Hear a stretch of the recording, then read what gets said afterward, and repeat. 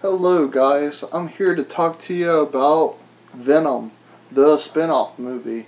Well, it officially has a title. It's going to be called Venom Carnage, is what I heard so far on reports and stuff. It's official, I heard. They're going to release it, they're pushing it back to 2017.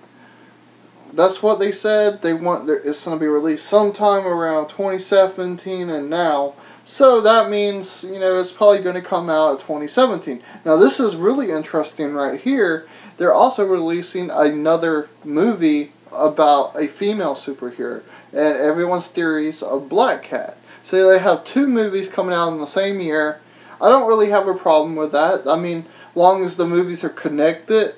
And which movie ever comes first ties into the next movie. They give you an Easter egg and it's not just something totally different. That's what they need to do. That's what Sony's big issue is. They got to connect their movies. They can't just start a movie opening and it has nothing to do with the last movie. You need to make sure they all tie in together in a way, like the Avengers. Okay, now getting down to it. The villain, obviously, is Carnage, because the movie's called Venom Carnage. We don't have any news on the casting yet. This is the big news I've been working on. I've been looking up articles, trying to find out who's going to play Eddie Brock. And if anyone's watching this, I'm hoping it's Jason Ankle from Supernatural. He just has this personality of Eddie Brock. I don't know why. I read comics all the time when I was a kid. The 90 comics with Venom. Jason Ankle has that personality. I mean, he's funny but serious. He's dark. You should check him out. He's my top pick. There was some guy that actually wanted to play Venom. He did a short film called Ryan. His name was Ryan, but I don't know his last name. Crawford or something. I'm sorry if I said it wrong. He plays in True Blood.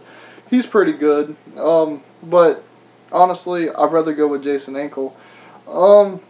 And there's something else. Who's going to play Carnage? I mean, I wonder, this is big news. This is big stuff. And this is the number one thing with a movie. You got to make sure your cast fits in with the audience. Like the other dude they had playing Venom, I don't even want to imagine, in Spider-Man 3. That was a letdown for the whole entire audience. You got to make sure your cast guy, everyone loves him. You got to make sure he's a good actor. That's the biggest thing. You can't have him, dressed up dorky and crap. Because Venom is this tough guy, but he gets a good heart and he's, dark but also good. You got to find somebody who could play that. Yeah, anyways, now let's talk about story-wise. What do you think the story is going to be like? Well, honestly, I had a theory about this before. The news is this symbiote is not a cure for cancer, or what I heard. Well, it still could be technically a cure, but it's going to be a hybrid. This is what's going to happen. The symbiote's a hybrid. That's all they said. It's going to be a hybrid thing. So it could be like a cure for cancer, and it'd be hybrid, kind of like the Amazing Spider-Man 2 video game, where they have Carnage in it. It could be like that, or it could be a hybrid. This is what I'm thinking. It came from space originally, but they're working on it. They're studying it. They're developing a cure for it, seeing if it could heal stuff and it adapts on living hosts and crap like that.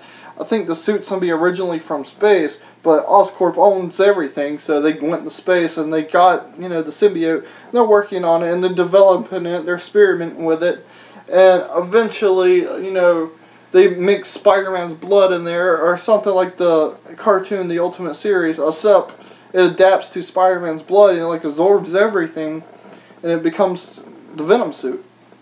And this is the way I'm thinking they could do it without Spider-Man wearing it.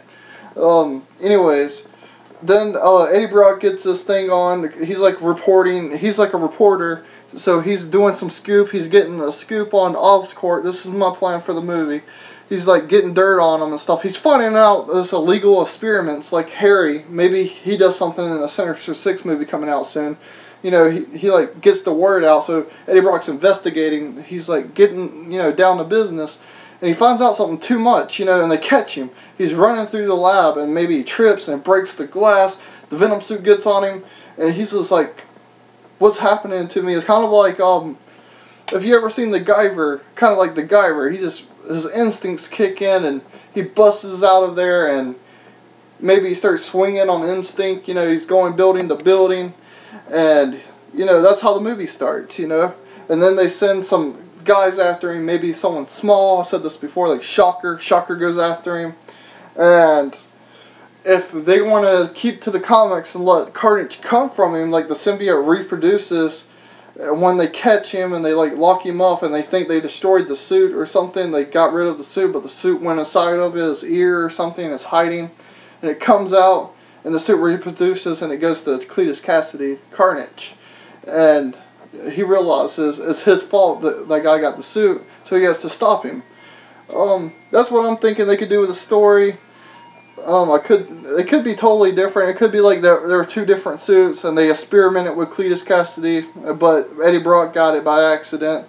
You know, you could just use your imagination. This movie could be awesome even without Spider-Man originally being in the black suit. The black suit is important to me, but there is ways to work around it. I mean, if you truly love Venom and you want a fucking Venom movie, you would, you know, go with whatever they could do. As long as they do it right. I mean, come on, guys. If you got any story ideas you want to throw down there, just write your own story in the comment below, like how you think the movie should go down. That'd be cool. I would love to read and see your opinions on what kind of stories you got in. But yeah, guys, thanks for watching. Thanks for subscribing. Thanks for everything. But there's also a few more things. I know I'm doing a long video, but there's a few more things I want to talk about because I missed a lot lately. They're doing a female superhero movie, right? Well, I'm thinking Black Cat is going to be in the Venom movie, but as a very side character. Like this character you really don't know about. She's in the shadows. If her movie comes out before Venom, I guess she wouldn't be as much in the shadow, but maybe she helps Eddie Brock out fighting the, you know, Osborn company, you know, Oscorp. Maybe she's the one that gave him the tip to go investigate them, maybe to bust them, because she's an outlaw. She's a criminal, but she's a hero. Like, cops would go after Spider-Man if they could, because Spider-Man's a hero, but he's masked. He's a vigilante. No matter what, cops will go after him. But maybe she's like getting an innocent guy, like a guy who could write a story and get him busted or whatever, and Eddie Brock goes in there, and she realizes all this happens, it's her fault, and she teams up with him. But yeah, guys, Venom's a good guy. He's a hero. Just in case you're not, you know, into the comics, you're totally new to Venom. He is a good guy, and I would suggest you pick up a copy of Legal Protector, the Venom series. You could get it on Amazon. You could look it up at your local comic book shop. There's Venom Carnage you should look up. There's a bunch of comics I love of Venom. I mean, I got them all. But yeah, guys, thanks for watching, and thanks for subscribing. And I'll be sure to leave another video once I find out any more information about Venom, and I'll give you my opinion, my thoughts on that. Alright, thanks, guys.